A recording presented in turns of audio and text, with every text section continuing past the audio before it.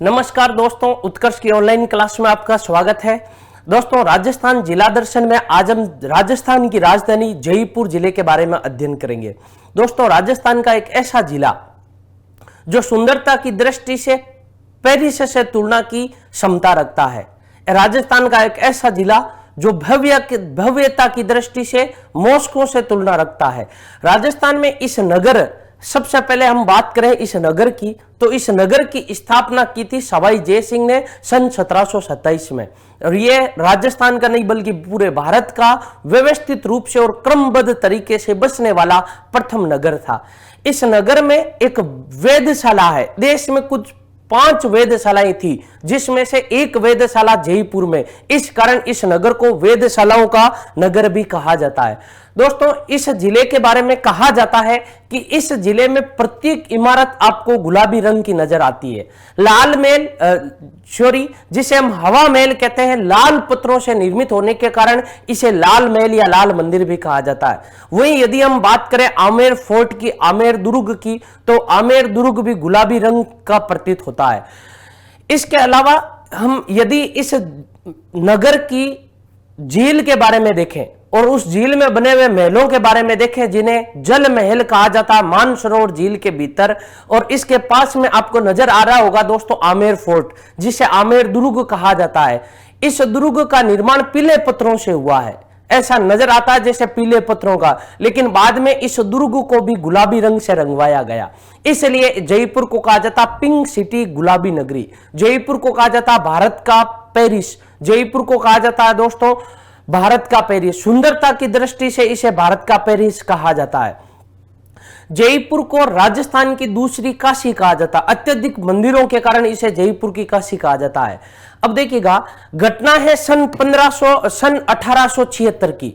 जयपुर के शासक थे सवाई राम सिंह सेकंड, और सवाई राम सिंह सेकंड के काल में जयपुर की यात्रा करता है एक ब्रिटिश युवराज, इंग्लैंड का एक युवराज जिसका नाम था Prince Wales of Albert.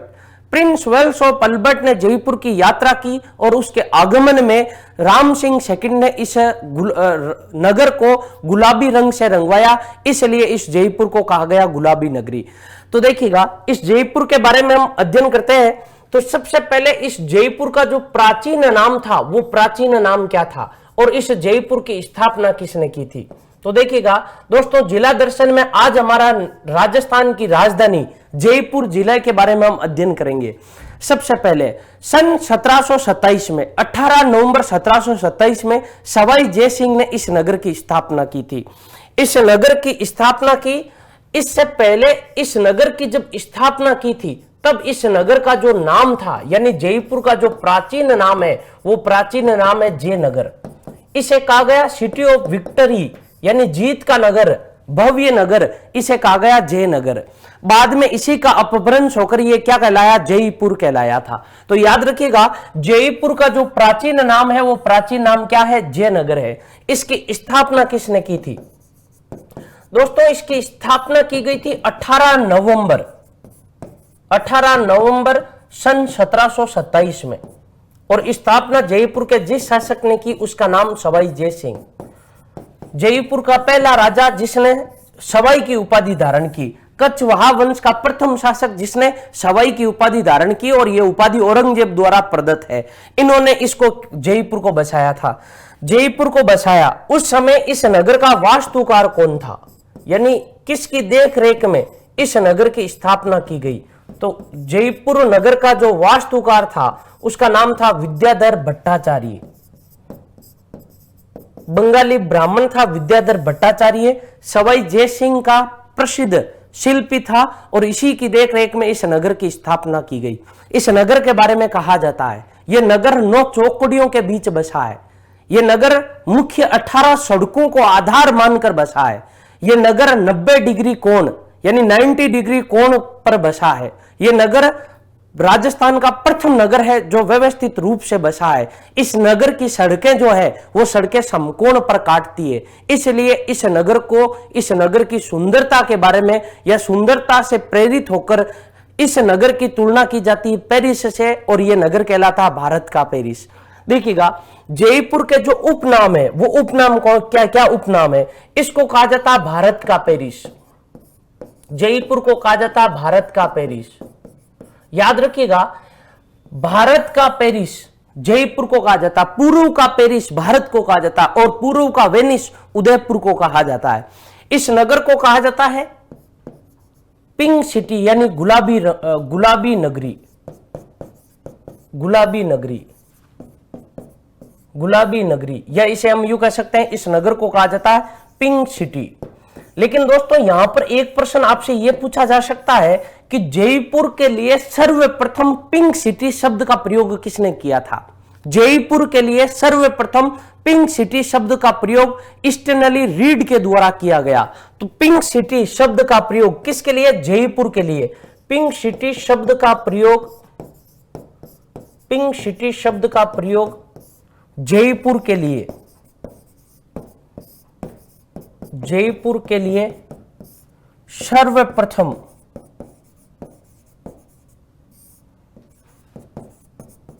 Stanley read के द्वारा किया गया। स्टेनली रीड के द्वारा किया गया। जयपुर के लिए पिंक सिटी शब्द का प्रयोग सर्वप्रथम किसके द्वारा किया गया? तो याद रखिएगा, स्टेनली रीड के द्वारा किया गया। इस जयपुर को कहा जाता दूसरा वृंदावन। देखिएगा, भारत का दूसरा वृंदावन कहा जाता, इसी जयपुर का नाम है। इसी जयपुर को कहा जाता दूसरा वृंदावन, सेकंड वृंदावन। क्या कहा जाता? दूसरा वृंदावन कहा जाता है। देखिएगा, एक तो इसका उपनाम हो गया भारत का पेरिस कहा जाता है, इसे गुलाबी नगरी कहा जाता है, इसे दूसरा वृंदावन कहा जाता है। और चौथा इसका जो उपनाम है वो उपनाम यह है कि इसे कहा जाता है राजस्थान की दूसरी काशी। राजस्थान की दूसरी काशी। जो राजस्थान की दूसरी काशी कहा जाता है वो मंदिरों की अधिकता के कारण इस जयपुर को राजस्थान की दूसरी काशी कहा जाता है। तो याद रखिएगा दोस्तों, जयपुर के जो नाम है वो चार प्रमुख नाम है। इसे कहा जाता है भारत का पेरिस। भारत का पेरिस क्यों कहा जाता? सुंदरता के कारण। देखिएगा, दूसरा गुलाबी नगरी। गुलाबी नगरी क्यों कहा जाता है? क्योंकि प्रिंस वेल्स ऑफ अल्बर्ट ने जब जयपुर की यात्रा की तब जयपुर के शासक सवाई राम सिंह सेकंड ने इस नगर को गुलाबी रंग से रंगवाया, और जो वास्तविक रंग था वो वास्तविक रंग गेरू था, इस कारण यह गुलाबी नगरी कहलाया। लेकिन यहां पर आपको एक बात और नोट करके याद रखनी है कि जयपुर के लिए सर्वप्रथम पिंक सिटी शब्द का प्रयोग किसके द्वारा किया गया? तो उसका नाम है स्टेनली रीड के द्वारा किया गया। इसका तीसरा नाम है दूसरा वृंदावन। देखिएगा, धार्मिक दृष्टि से जयपुर का अत्यधिक महत्व है, इस कारण इसको दूसरा वृंदावन कहा जाता है। और जयपुर में मंदिरों की अधिकता के कारण इसे राजस्थान की दूसरी काशी कहा जाता है। राजस्थान की काशी बूंदी को कहा जाता है, याद रखिएगा। राजस्थान की दूसरी काशी किसको कहा जाता है? तो जयपुर को कहा जाता है। इस नगर के बारे में हम बात करें तो इस नगर की सुंदरता की दृष्टि से तुलना की जाती है पेरिस से, आकर्षक की दृष्टि से तुलना की जाती है बुडापेस्ट से। बुडापेस्ट हंगरी की राजधानी है। और इस नगर की भव्यता की दृष्टि से तुलना की जाती है मॉस्को से। तो तीन बातें नोट करके और याद रखिएगा कि सुंदरता की दृष्टि से इस नगर की जो तुलना की जाती है वो इस नगर की तुलना किससे की जाती है? किसकी दृष्टि से? सुंदरता की दृष्टि से। सुंदरता की दृष्टि से इस नगर की तुलना की जाती है पेरिस से। पेरिस फ्रांस की राजधानी, और फ्रांस को कहा जाता सुरा और सुंदरियों का नगर, सुंदरता के कारण। इस नगर की तुलना की जाती है आकर्षक की दृष्टि से। आकर्षक की दृष्टि से इस नगर की तुलना की जाती है बुडापेस्ट से। बुडापेस्ट, हंगरी की राजधानी बुडापेस्ट। तीसरा देखिएगा, इस नगर की भव्यता की दृष्टि से जो तुलना की जाती है, इस नगर की भव्यता की दृष्टि से जो तुलना की जाती है वो तुलना की जाती है मॉस्को से। मॉस्को से। तो ये तीन फैक्ट है, आपको याद रखना है। और इस जयपुर में देखिएगा, जयपुर का जो अंतिम राजा था उसका नाम था सवाई मान सिंह सेकंड, सवाई मान सिंह सेकंड। और उसके जो प्रधानमंत्री थे उनके प्रधानमंत्री थे सर मिर्जा इस्माइल खान। और सर मिर्जा इस्माइल खान ने इस नगर को सुंदरता प्रदान की है। इस नगर का सौंदर्यीकरण किया है, इस नगर को एक विशिष्ट पहचान दी है। इसीलिए सर मिर्जा इस्माइल को जयपुर का आधुनिक निर्माता कहा जाता है। यह नगर जिस नदी के किनारे बसा है उस नदी का नाम है ढूंढ नदी। जयपुर पर कछवाहा वंश ने शासन किया है और कछवाहा वंश की पहली राजधानी दौसा रही है, दूसरी राजधानी मांची, तीसरी आमेर और चौथी जयपुर। और इस क्षेत्र के बारे में कहा जाता है कि पहले यह क्षेत्र ढूंढाड़ प्रदेश कहलाता था। ढूंढाड़ प्रदेश क्यों कहलाता था, इसके पीछे कई कहानियां हैं। दांदू नाम का एक राक्षस रहता था जिसकी आज भी गलता जीव में गुफा है, इस कारण ढूंढाड़ कहलाया। दूसरी धारणा यह भी है कि यहाँ रेत के बड़े बड़े ढूंढ अर्थात टीले पाए जाते, इस कारण यह ढूंढाड़ कहलाया। और तीसरा मान्यता यह भी है कि यहां पर एक नदी बहती थी जिसका नाम था ढूंढ नदी, जहां वर्तमान में जयपुर है, इस कारण यह ढूंढाड़ कहलाया। तो लिख सकते हैं कि जयपुर जिस नदी के किनारे बसा है उस नदी का नाम है ढूंढ नदी। तो जयपुर ढूंढ नदी के किनारे बसा है, जयपुर ढूंढ नदी के किनारे बसा है,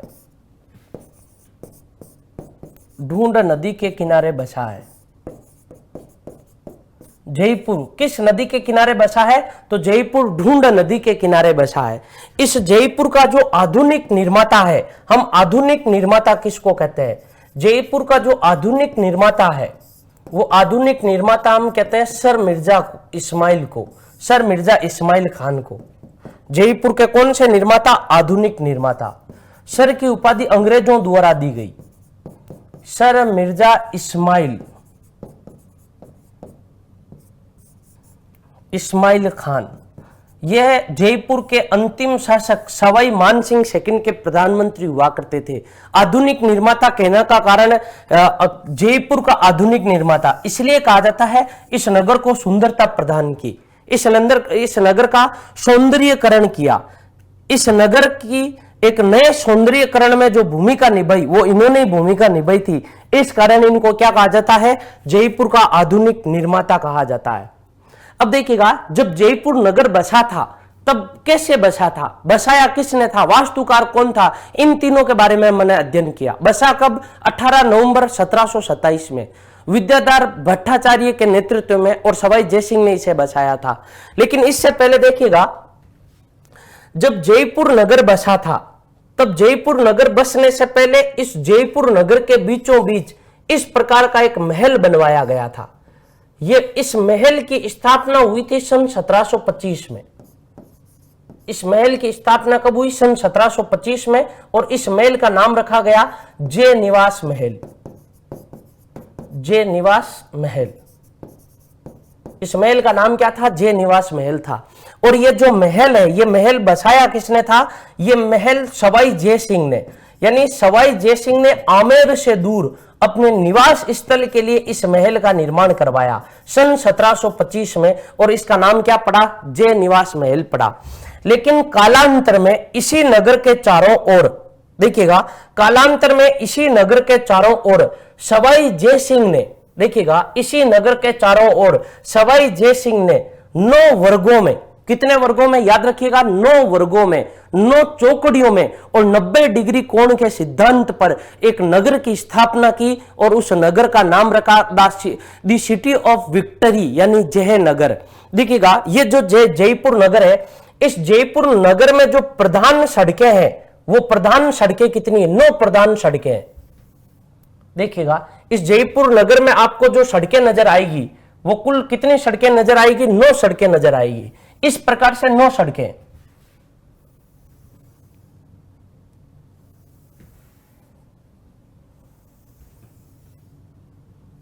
देखिएगा, ये इस प्रकार की 9 सड़कें, 9 सड़कें तो इस रूप में, और इसके अलावा 9 सड़कें इस प्रकार से बनाई गई थी। यानी कुल यदि हम सड़कों की बात करें तो कुल सड़कें हैं 18। प्रमुख रूप से जो कुल सड़कें थी वो कुल सड़कें कितनी थी, 18 कुल सड़कें थी। 9 सड़कें तो इस प्रकार से और 9 सड़कें इस प्रकार से।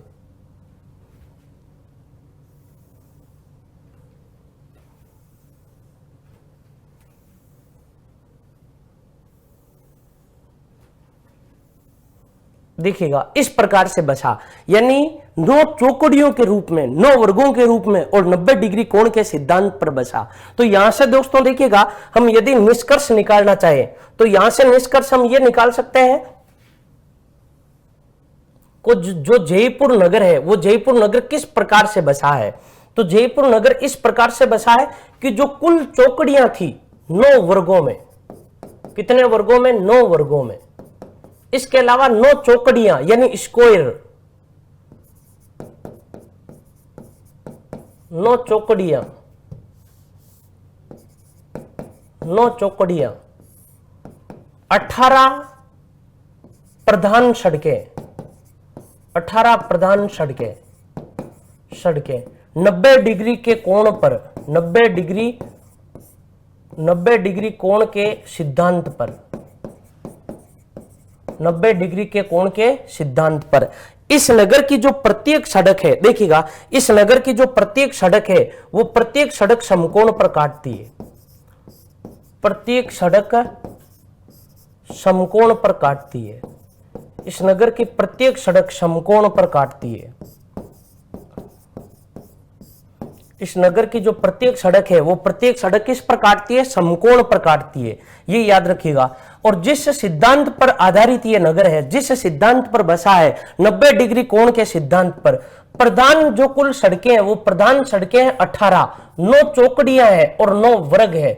और इस जयपुर नगर के बीचों बीच में जो था वो जय निवास महल, कौन सा? जय निवास महल। इस नगर के चारों ओर ये नगर बसाया गया। इस नगर की जो नींव रखी गई, इस नगर की दोस्तों जो नींव रखी गई थी वो नींव रखी गई थी 18 नवंबर 1727 में, 1727 में। बसाने वाला कौन? सवाई जय सिंह, सवाई जय सिंह। और जो वास्तुकार था वो वास्तुकार कौन था? विद्याधर भट्टाचार्य। और इसका जो कालांतर में इसका जो उस समय जो नाम दिया गया वो नाम दिया गया जयनगर। और जयनगर या द सिटी ऑफ विक्ट्री, और बाद में ये जयनगरी क्या कहलाया? जयपुर कहलाया। इसी नगर में या इसी नगर को सन 1876 में गुलाबी रंग से रंगवाया था, इस कारण यह नगर क्या कहलाया? गुलाबी नगरी कहलाया। अब देखिएगा वर्तमान में यदि हम इस नगर को देखें तो इस जितने भी जयपुर के जो प्रमुख पर्यटन स्थल है वो इन 9 चौकड़ियों के बीच में ही है, 9 प्रधान सड़कों के बीच में ही है। जैसे देखिएगा इस प्रकार से यहां पर बना हुआ चंद्र महल, चंद्र महल के पीछे बन रखा गोविंद देव जी का मंदिर, गोविंद देव जी का मंदिर। इसी प्रकार से जयपुर में बन रखा हवा महल, हवा महल। इसी में है मानसरोवर झील, मानसरोवर झील। और मानसरोवर झील के भीतर ही बन रखे हैं जल महल, जल महल। और जयपुर से दूरी पर यानी कुछ किलोमीटर दूरी पर आमेर गांव में आमेर दुर्ग बन रखा है। तो जितने भी पर्यटन के स्थल हैं, चाहे हम बात करें सिटी पैलेस की या चंद्र महल की, चंद्र महल या सिटी पैलेस में मुबारक महल बने हुए हैं। इसके अलावा जो आमेर दुर्ग है वो आमेर दुर्ग आमेर गांव में बना हुआ है। और इस जयपुर नगर के कुल जो दरवाजे हैं वो 7 दरवाजे हैं, याद रखिएगा। एक ये भी नोट करके बात रखिएगा, जयपुर नगर के जो कुल दरवाजे हैं वो कुल 7 दरवाजे हैं। वो 7 दरवाजे कौन कौन से हैं? तो देखिएगा, एक दरवाजा ध्रुव दरवाजा, जयपुर नगर के 7 दरवाजे, ध्रुव दरवाजा, ध्रुव दरवाजा। दरवाजा नंबर 2 घाट दरवाजा, ध्रुव दरवाजा, घाट दरवाजा। इसके अलावा न्यू दरवाजा, न्यू दरवाजा, दरवाजा। इसके अलावा सांगानेरी गेट या सांगानेरी दरवाजा, सांगानेरी दरवाजा। इसके अलावा अजमेरी दरवाजा, अजमेरी दरवाजा। इसके अलावा चांद पोल, चांद पोल। इसके अलावा सूरज पोल, सूरज पोल। यानी जयपुर के कुल जो इस नगर के कुल जो दरवाजे थे वो दरवाजे कुल 7 दरवाजे थे। कौन कौन से? ध्रुव दरवाजा, घाट दरवाजा, न्यू दरवाजा, नंबर 4 सांगानेरी दरवाजा, नंबर 5 अजमेरी दरवाजा, नंबर 6 चांद दरवाजा, या चांद पोल और नंबर 7 सूरज पोल। इस प्रकार से इस नगर की नींव रखी गई थी। इस नगर के बारे में कहा जाता है कि यह राजस्थान का नहीं बल्कि पूरे देश का प्रथम नगर है जो व्यवस्थित रूप से बसा। देश का प्रथम नगर, देश का प्रथम नगर जो व्यवस्थित रूप से बसा, जो व्यवस्थित या क्रमबद्ध रूप से बसा, उस नगर का नाम क्या है? उस नगर को हम जयपुर कहते हैं। अब दोस्तों हम बात करते हैं जयपुर जिले के जो महत्वपूर्ण तथ्य हैं, एक एक लाइन के जो फैक्ट पूछे जाते हैं जयपुर में, कौन कौन से महल है, कौन कौन से मंदिर है, उनके बारे में हम बाद में अध्ययन करेंगे। इससे पहले हम अध्ययन करते हैं जयपुर जिले का जो महत्वपूर्ण तथ्य है उन तथ्यों के बारे में। जो जयपुर जिले के जो महत्वपूर्ण तथ्य हैं उन महत्वपूर्ण तथ्यों के बारे में देखिएगा। सबसे पहले भारत के प्रसिद्ध भौतिक शास्त्री सीवी रमन ने, देखिएगा, सीवी रमन ने जयपुर को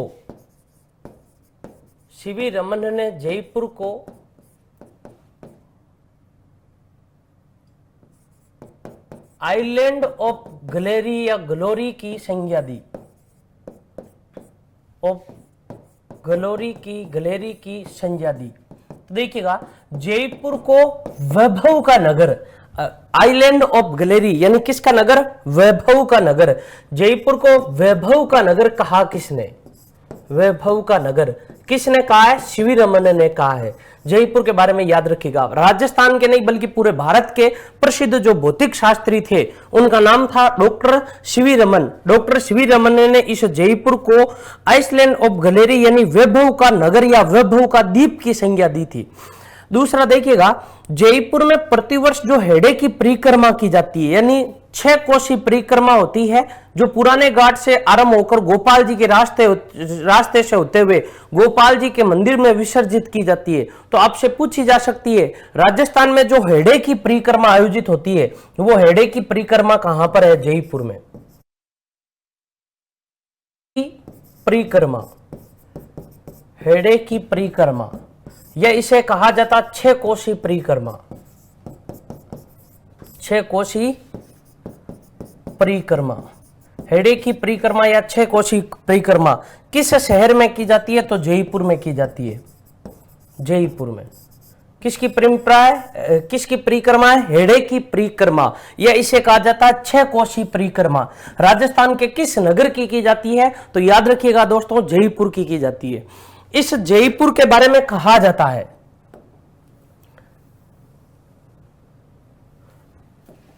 हेडे की परिक्रमा गोविंद देव जी के मंदिर तक यह आयोजित होती है। राजस्थान में एक म्यूजियम है जिसे कहा जाता है डोल म्यूजियम यानी गुड़िया का संग्रहालय। गुड़िया का संग्रहालय राजस्थान में जैसे युद्ध संग्रहालय कहां है? जैसलमेर में। उसी प्रकार गुड़िया का संग्रहालय कहां है? जयपुर में। गुड़िया का संग्रहालय है क्या? जयपुर में इस संग्रहालय में प्रत्येक देश की वेशभूषा को दर्शाती हुई एक युवती की प्रतिमा है, और युवती की प्रतिमा आदमकद प्रतिमा है। प्रत्येक देश की एक गुड़िया है, उसकी वेशभूषा है। जैसे जापान की एक युवती, उसकी कैसी वेशभूषा है? जैसे श्रीलंका की, भारत की, भूटान की, पूरे राष्ट्रों की यहां पर गुड़िया है। इस प्रकार से पूरे देश की संस्कृति और सभ्यता का समन्वय स्थापित करने के लिए इस संग्रहालय की स्थापना की गई। इस संग्रहालय की स्थापना कहां की गई? राजस्थान में, जयपुर में की गई। इस संग्रहालय की स्थापना कब की गई? इस संग्रहालय की स्थापना की गई 7 अप्रैल 1979 में। और इस संग्रहालय का जो उद्घाटन किया गया है, जो उद्घाटन तत्कालीन राजस्थान के जो मुख्यमंत्री थे भैरों सिंह शेखावत, तत्कालीन मुख्यमंत्री भैरों सिंह शेखावत ने इसका क्या किया था? उद्घाटन किया था। तो याद रखिएगा, इसका उद्घाटन किसने किया? भैरों सिंह शेखावत ने। इसका उद्घाटन कब किया गया? 7 अप्रैल 1979 में। गुड़ियों का संग्रहालय या इसे कहा जाता है डोल म्यूजियम कहा जाता है। इसकी स्थापना की गई थी जयपुर में। 30 मार्च 1949 यानी जयपुर का विलय हुआ था राजस्थान में। 30 मार्च 1949 यानी नवनिर्मित राजस्थान की राजधानी जयपुर बना। नवनिर्मित राजस्थान की राजधानी, राजस्थान की राजधानी, राजस्थान की राजधानी जयपुर बना।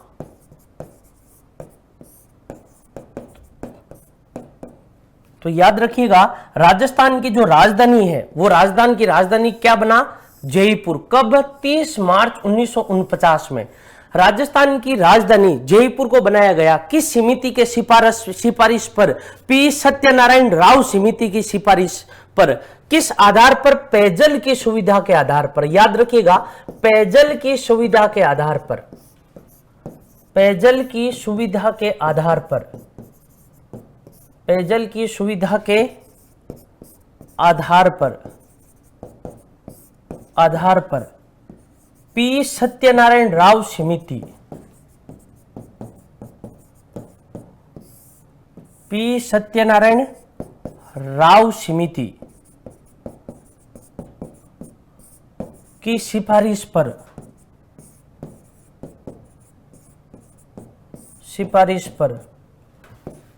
जयपुर को राजधानी बनाया गया। जयपुर को राजधानी बनाया गया। तो जयपुर को राजधानी बनाया गया कौन सी समिति की सिफारिश पर? पी सत्यनारायण राव समिति की सिफारिश पर। याद रखिएगा, पी सत्यनारायण राव समिति की सिफारिश पर जयपुर को राजधानी की क्या बनाया गया? राजधानी बनाया गया। यह राजधानी बना कब था? 30 मार्च 1949 में यह राजधानी बना था। तो देखिएगा, इसके अलावा अगला फैक्ट, जयपुर राजस्थान की जो जयपुर है, यह जयपुर सर्वाधिक जनसंख्या वाला नगर है।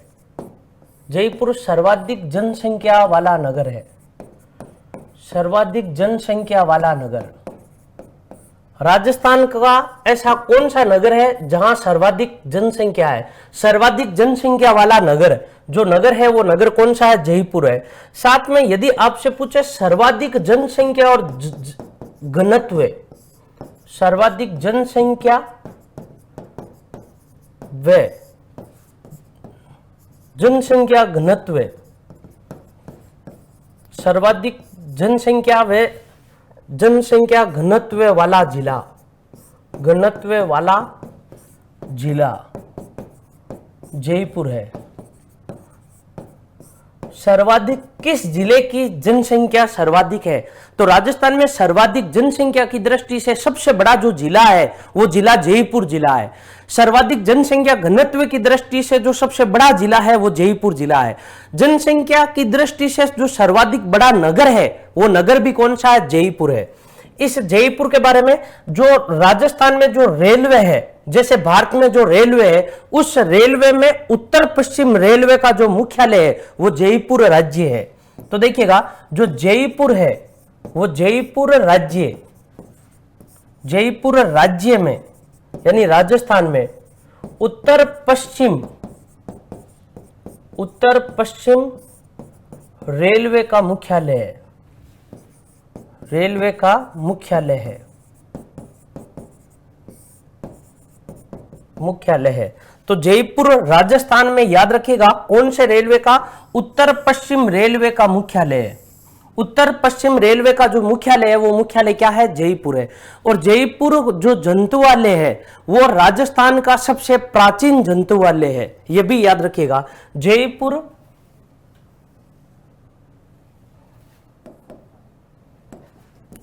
जयपुर जंतुवालय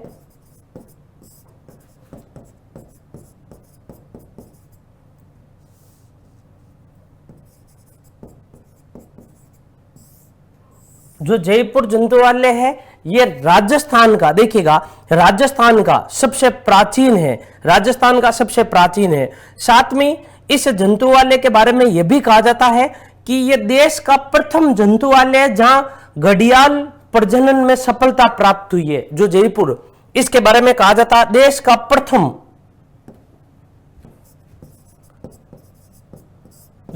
प्रथम जंतुवालय जहां घड़ियाल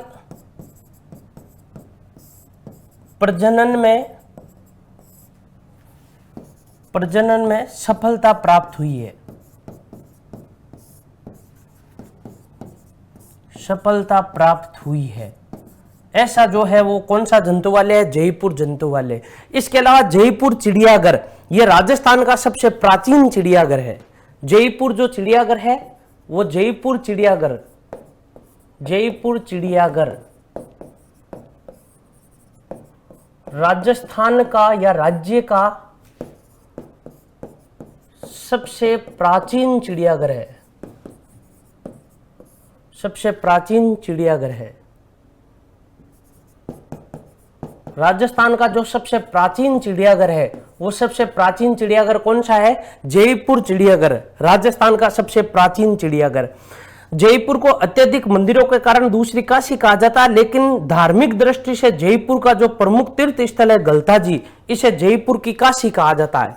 तो याद रखिएगा, जो जयपुर की काशी कहा जाता है, जयपुर की काशी, वो जयपुर की काशी कहा जाता है गलता जी को। जयपुर की काशी किसको कहा जाता है? गलता जी को कहा जाता है। राजस्थान की दूसरी काशी जयपुर को कहा जाता है, लेकिन राजस्थान में जो जयपुर की काशी कहलाता है वो जयपुर की काशी किसको कहा जाता है? गलता जी को कहा जाता है।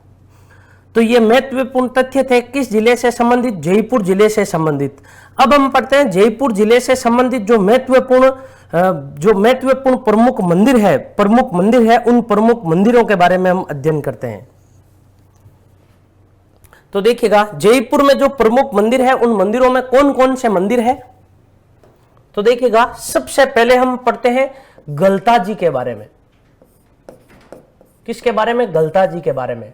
देखिएगा, गलता जी है क्या? गलता जी एक स्थान है, किस जिले में? जयपुर जिले में। राजस्थान में जो पुष्कर का महत्व है, जयपुर जिले में वो गलता जी का महत्व है। पूरे राजस्थान में पुष्कर का क्या महत्व है? पुष्कर धार्मिक दृष्टि से पूरे राजस्थान में अपनी भूमिका किस प्रकार से अदा करता है, उसी प्रकार से जयपुर जिले में गलता जी एक प्रमुख धार्मिक नगरी के रूप में जाना जाता है। गलता जी का नाम गलता जी क्यों पड़ा? सबसे पहले गलता जी है कहां पर? गलता जी है जयपुर में। यह गालव ऋषि का आश्रम था, यानी गालव ऋषि की तपोभूमि। गालव ऋषि की तपोभूमि गलता जी, इसीलिए इस स्थान का नाम क्या पड़ा? गलता जी पड़ा। इसके बारे में कहा जाता है गलता जी को, ये गलता जी कहलाता है धार्मिक दृष्टि से। देखिएगा, धार्मिक दृष्टि से जयपुर का पुष्कर, जयपुर का पुष्कर किसकी दृष्टि से? धार्मिक दृष्टि से जयपुर का पुष्कर कहलाता है। लेकिन आप नोट करके एक बात यह भी याद रखिएगा, पुष्कर में होती है गुलाब की खेती, जयपुर में गुलाब की खेती होती है रामगढ़ में, इसलिए रामगढ़ को प्राचीन काल में ढूंढाड़ का पुष्कर कहा गया, या ढूंढाड़ का पुष्कर या जयपुर का पुष्कर। गुलाब की खेती की दृष्टि से कहा जाता है रामगढ़ को, लेकिन धार्मिक दृष्टि से इसे क्या कहा जाता है? जयपुर का पुष्कर कहा जाता है। यह गालव ऋषि का क्या है? तपोभूमि है। देखिएगा, राजस्थान में अत्यधिक बंदरों की संख्या होने के कारण इसे मंकी वैली कहा जाता है। गलता जी का उपनाम है मंकी वैली। राजस्थान में जो रामानंद, या हम यूं कह सकते हैं रामानुज संप्रदाय की जो प्रमुख पीठ स्थापित हुई है, राजस्थान में जो रामानुज या रामानंद संप्रदाय की जो प्रमुख पीठ थी, वो पीठ गलता जी में स्थापित हुई है। इसलिए इस गलता जी को क्या कहा जाता है? उत्तर तोताद्री कहा जाता है। इस गलता जी को क्या कहा जाता? उत्तर तोताद्री।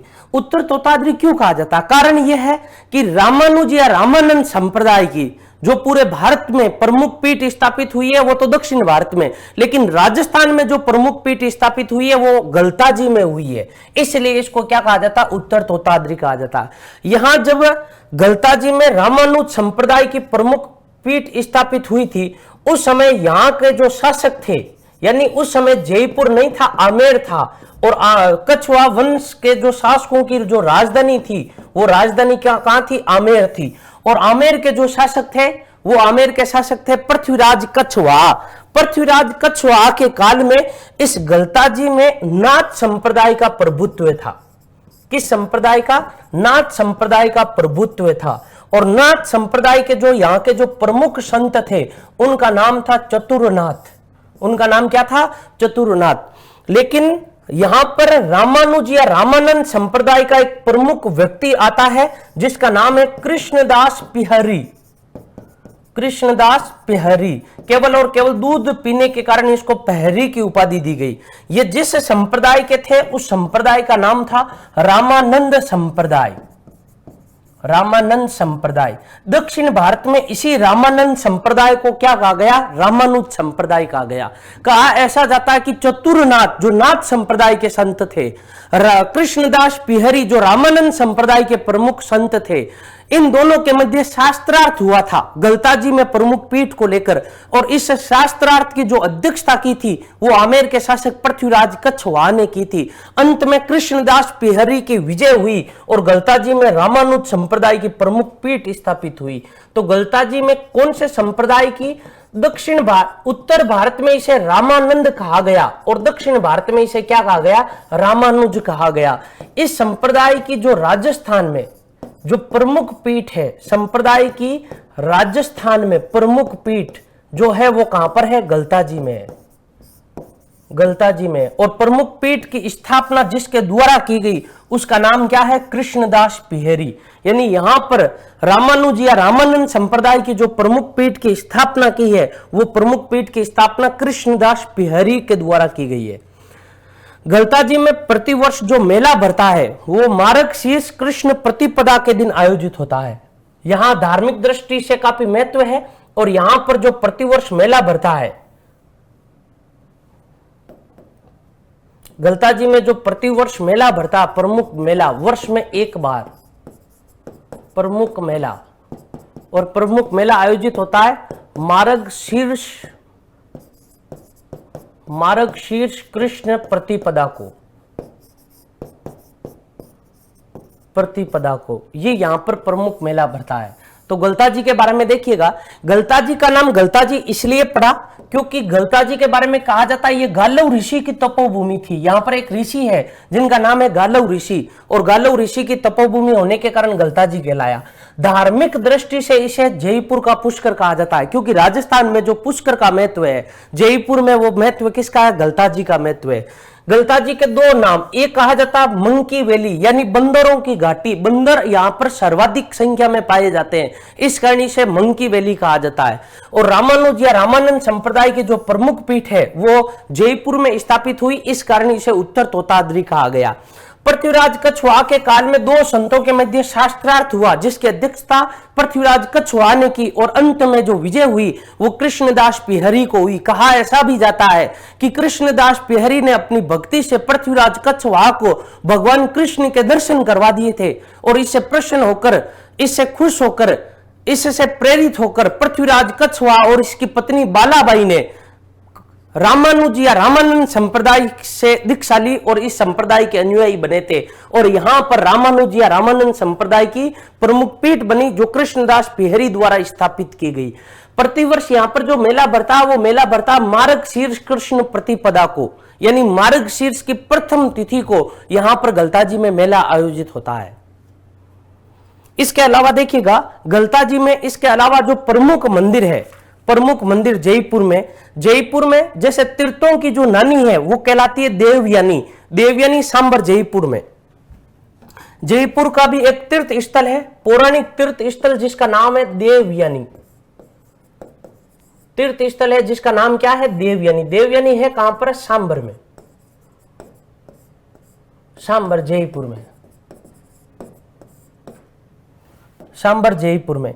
इसके बारे में क्या कहा जाता है? देखिएगा ये एक पौराणिक तीर्थ स्थल है, पौराणिक तीर्थ स्थल, पौराणिक तीर्थ स्थल। और इस देवयानी को कहा जाता तीर्थों की नानी,